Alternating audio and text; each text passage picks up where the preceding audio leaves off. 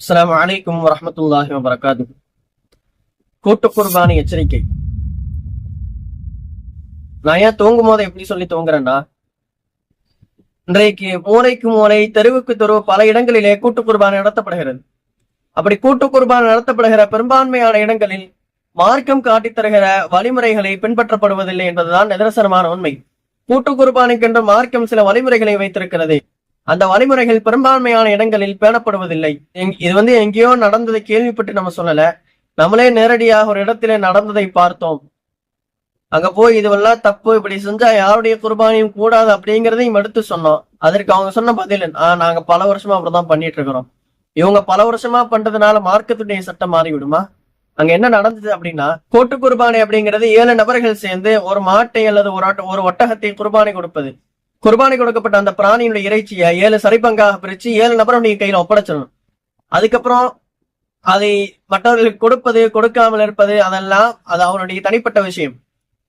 ஆனா அந்த இடத்துல என்ன நடந்துச்சு அப்படின்னா, இருக்கிற எல்லா மாட்டையும் வரிசையாக அறுத்தனுடைய இறைச்சி எல்லாம் ஒரு இடத்துல மலமாறி குமிச்சு, ஒரு 4-5 பேர் ரவுண்டா உட்காந்து 5-5 கிலோவா பேக் பண்ணி வச்சிடறாங்க.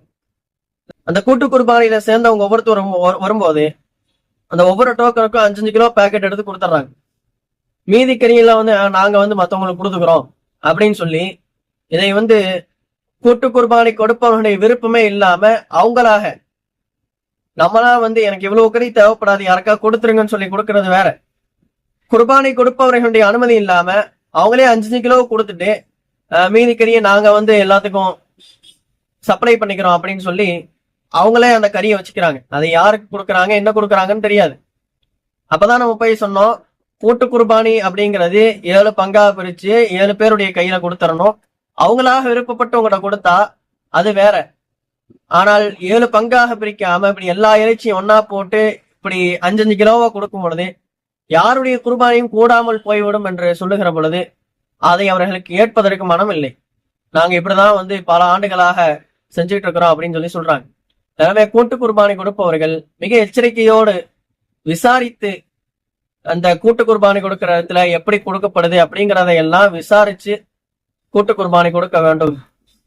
எனவே கூட்டு குர்பானியிலே சேர்பவர்கள் வருடத்திலே ஒரு முறை குர்பானி கொடுக்கிறோம், அதுவும் சொந்தமாக ஆடு வாங்கி குர்பானி கொடுக்க இயலாமல் தான் நாம் கூட்டு குர்பானியில போய் சேர்றோம்.